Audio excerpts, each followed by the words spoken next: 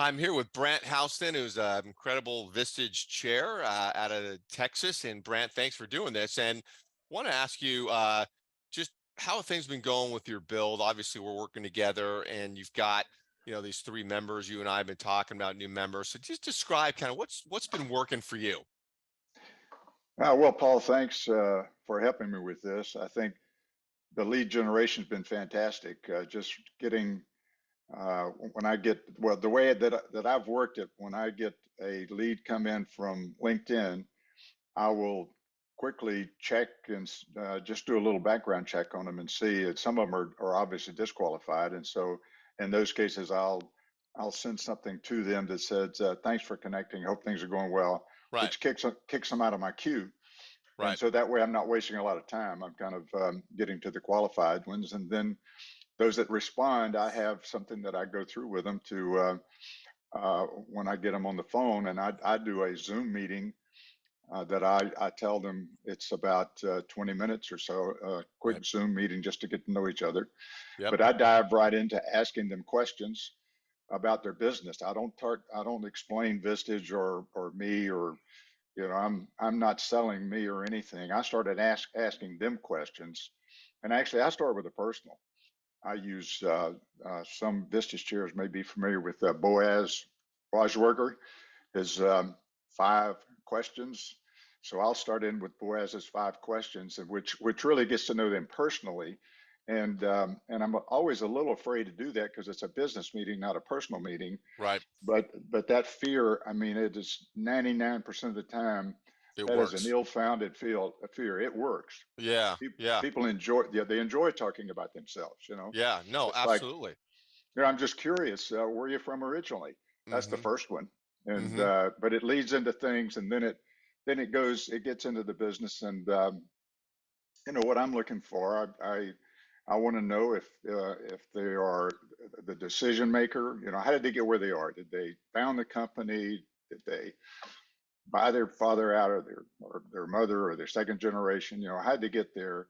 That comes out pretty quick. Yep. Um, I like to know the ownership. What percentage? It's hard to say. What percentage do you own? You don't say that. Right. What I ask, what's the ownership structure?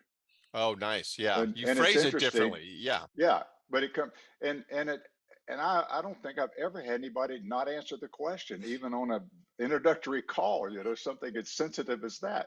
Yeah. Well, what you're Uh, doing, Brand, is you're humanizing the interaction from the outset, is what it yeah. sounds like. And then from there, you go on like these three new members they've joined, and you go on to invite them to a meeting after that, or what's the So next step? Yeah. yeah. So what I've gotten into, Vistage has had over the years these marketing events, or they've been called different things, Experience Vistage. Yep. And so I have my group willing to open up the meeting to them. So I look at it, Experience Vistage, come to a meeting with us, and ideally I would like them to hear a speaker and stay beyond that for the group to kind of introduce itself in our check-ins so they kind of get a flavor of the members, and I have them participate fully as if they're a member, Right. and then stick around to process an issue. We might even process their issue, Mm-hmm. but I will check with my members first that it's not such a sensitive issue that the confidentiality is a problem for them. But Right. so I have them truly experience what it is. I mean, try it before you buy it. Right. And I don't do that just with tire kickers. These are with people that after my 20 minutes of talking with them, I feel pretty good that it's somebody that I think would fit with the group. Yep. And different chairs have different ways of going about it, and how much do they involve the group in bringing new members in. Right. My philosophy has always been that I do involve the group. Um, I mean, it, they don't have veto power unless they have a good reason. Obviously, if there's a competitive conflict or a major vendor-client relationship that I may have overlooked, that's easy. Sure. Um, but we had, for example, one that came, a guest that came that was highly qualified on paper. Everything about him was very qualified. And the group said, we don't want to extend him an invitation. What personality? It And was a personality issue? well, it had to do with he was kind of a know-it-all. He had all the answers. Right, right, right. And he was, and he wasn't open to other, I mean, he was like guarded because he was such an expert on everything, Yeah, that doesn't work. and it didn't work. And it was, I guess it kind of got past me in the interview because I'm thinking, wow, this guy does bring a lot to the table. Sure, yeah. Uh, and it especially came up in the meeting when we did a breakout with, I like to break them into groups of 3 or 4 to talk about a particular subject or what's going on in their business. And Hmm.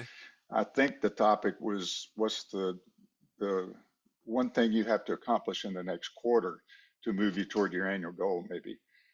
And anyway, the people in that small group with him, they said, he had all the answers and Um, anything we came up with, he's telling it before he even understood our business, he's given us advice. yeah, so And they lit him up as a guy, yeah, not a good personality. Yeah, get it. Yeah, so yeah. so anyway, but the 3 new members that just started, this was their first month this month, where we had 4 that came and we did not extend the invitation to that one. Hmm. And the other 3, after we discussed it, we said, yeah, we think these would be good members. And I extended the invitation. They all accepted. And uh, Wonderful. Love hey, it. I thank you. I can't thank you enough. Yeah, well, it's a partnership, Brant, obviously. So thanks for sharing. Great stuff. Appreciate it, Brant. And yeah, we'll be talking again.